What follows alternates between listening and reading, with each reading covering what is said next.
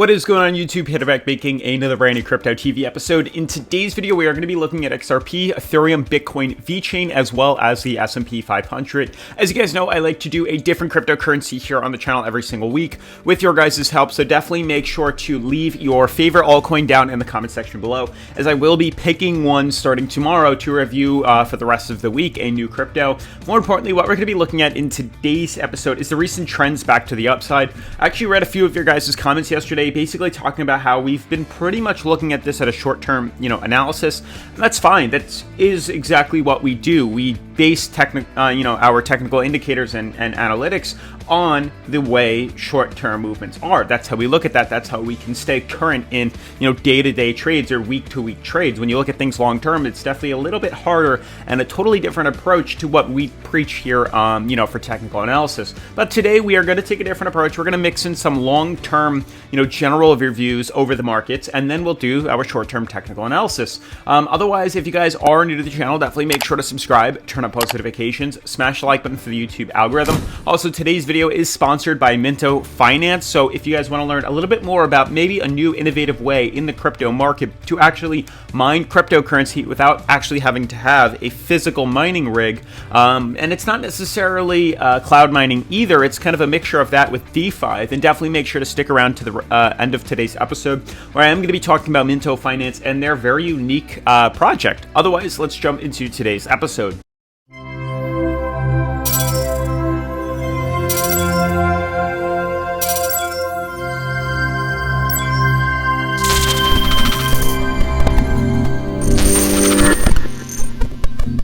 All right, so where do we begin? Definitely want to look at the short-term as well as long-term outlooks on crypto. I feel like a lot of people just think when I say that we're going bearish, it's like for the next couple of years or like months and months and months. No, it really is not that long. I just want you guys to understand that. I think we're bearish inside of this. We are bearish inside of this.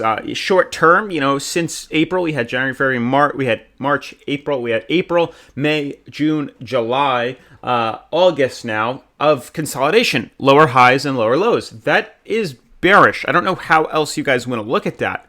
Long term, obviously, I'm still bullish. I mean, there's many reasons to believe why we'd still be heading up, considering that every single time on this indicator, looking at the daily, the lowest levels are higher than the prior one, and we are continuing to move up. So long term, I am so far from bearish, it's ridiculous to even say that. I am very much a believer that in the next couple of, easily in a year or two, we are going to be retesting 100K on Bitcoin and easily seeing XRP way over $1, $2, maybe even $3, retesting prior all-time highs back in 2017, 2018. So there's some very exciting things all around the board right now floating around, but you can see short-term, this is short-term technical analysis for people that are like, oh, I want to buy in right now. How can I make money right now? Where do I invest?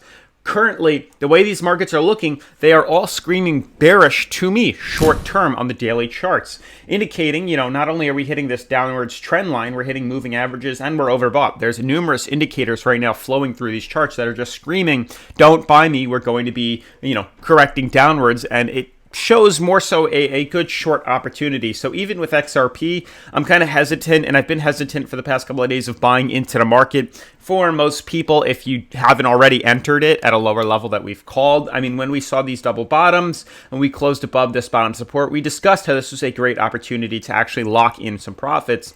We were anticipating to hit some resistance levels up here at the moving averages, and obviously with our stop losses moving higher and higher, we do and will and did get liquidated when we do decide to correct lower. But regardless, we didn't really move up that much more, and I'm starting to see a lot of these resistances, and as a conservative trader, taking these red flags seriously, being overbought, hitting resistances in a downtrend, they all scream reasons why we're going to see what could be a short-term correction. Now, I mean, short-term is really, we are in August, we got the rest of August, maybe into the beginning of September, and we could easily pump up. I mean, long-term, we look good. Short-term, we don't look that great.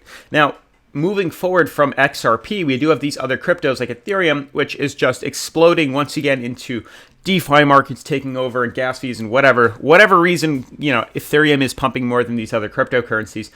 We did have the double bottom. Again, we discussed that there was a bullish bottom and a bullish buying opportunity once we closed above this support level, which is exactly what we did. But now we're screaming overbought, which is another signal of reversals for these markets. And I asked you guys yesterday, and I read most of your comments on yesterday's episode, that just talks about the confusion that's happening right now within the markets, that we are exploding and pumping higher. But we're all anticipating that it's probably going to correct us lower. But who knows? I mean, we can easily see that there is still potentially higher lows forming on, Ethereum when we look at things on a daily perspective. Unlike XRP, which is just doing its own thing, you can clearly see some sort of descending triangle forming. Ethereum is still in a higher high, higher low formation that is pumping us higher up. So even if we did fall, which we did back down to like $1,800, it was higher than the prior one and consistent with that all the way into 2020. So we're still moving upwards, and I don't think it's a bad thing for Ethereum. I think long-term we are going to be looking very nicely. I think short-term right now, yes, we're seeing a bullish cross, but I think we are kind of a little over our heads right now. Granted, we could easily still pump higher. From where we currently are, being overbought, we could easily swing back up to $4,300. Just understand we are capped at resistance where we currently are right now. So even when we had to correct to become, slightly underbought or undervalued for us to then pump even higher, and I think the same thing's going to apply itself now, that before we just randomly shot all the way up to $40,000 or $4,000, we did have to correct ever so slightly, which is a similar formation that I'm looking for right now. So I do want to see some sort of correction, to reset us. Maybe we close at $2,600 and then pump higher. That's really what I'm looking for. It's just some sort of small, short-term consolidation and reversal that will give us enough momentum to eventually pump higher. And it applies with XRP and all these other cryptocurrencies. I think this is definitely hitting a problem zone right now, but who knows? Once again, obviously, if we close above this downtrend here, we'll buy in long and leverage it to the upside, of course. If we close below here, there's a big chance we're going to be shorting this down to 54 cents, but we'll have to see how we play out. Bitcoin was the one crypto that really is just the most confusing. We did have a downtrend. We created these lower high formations. We're hitting overbought once again. Everything is just once again screaming bearish. The fact that we crossed bullish outside the trend line was extremely shocking to me.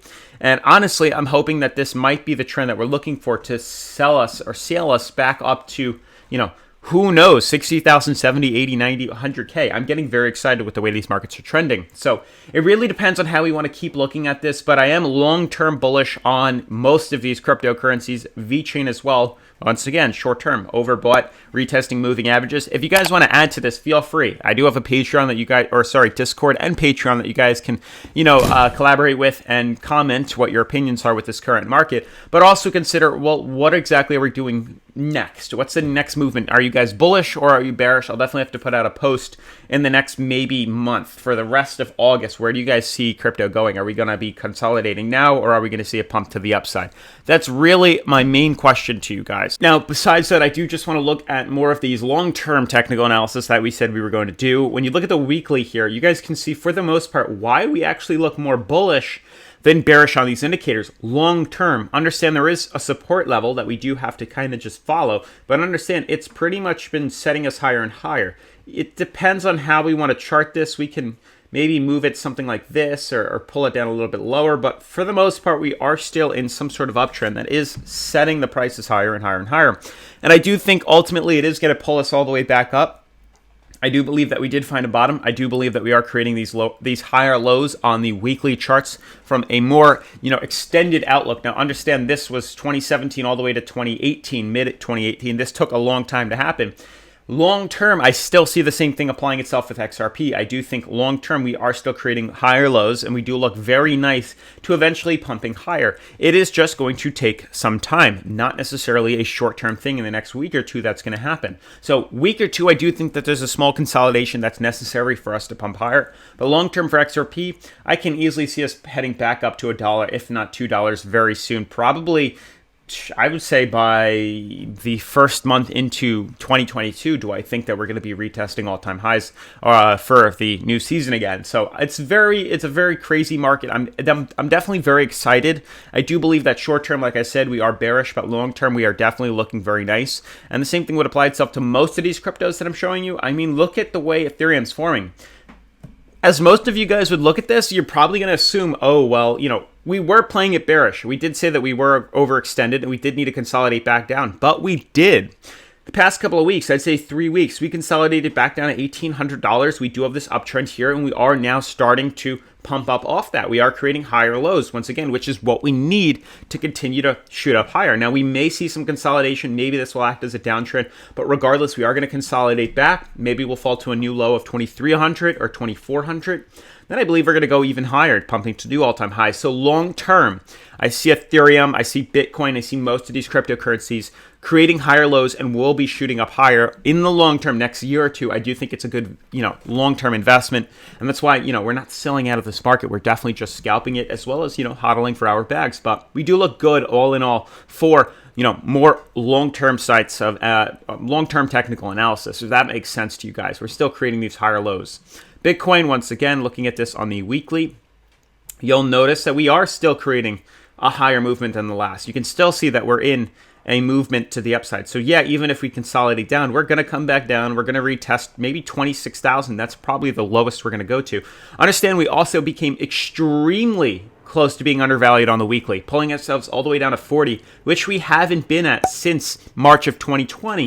So we do look good all in all, but notice where we were. So let's see 2017. Notice when the next rally was. 2017, we shot up. We became extremely overextended. We corrected downwards, eventually moving back down to 45. Granted, we did consolidate on this for quite some time now, but 45 was when we pumped. So understand, once again, the weekly is where we're currently retesting, 40, 41. And this is being the bottom, the lowest we've gone to. It is now letting us pump even higher again. So I do believe we are still in a long-term bull market. Short-term, we may need to see a little consolidation for us to continue the rally upwards.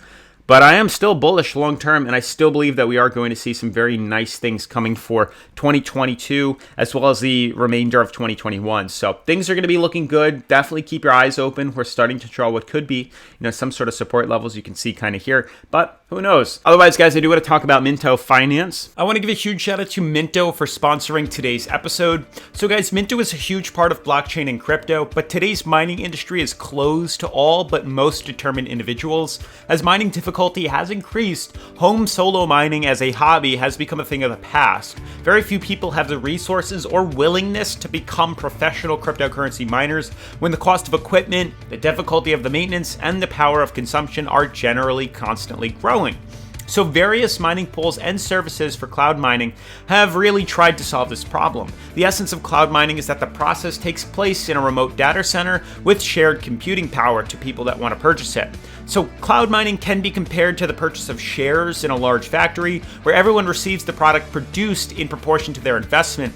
But cloud mining has little transparency and is home to many scams, since all the business processes are centralized by one entity. The other big disadvantage of cloud mining comes from the power lease, which has a limited validity period during which the terms are fixed.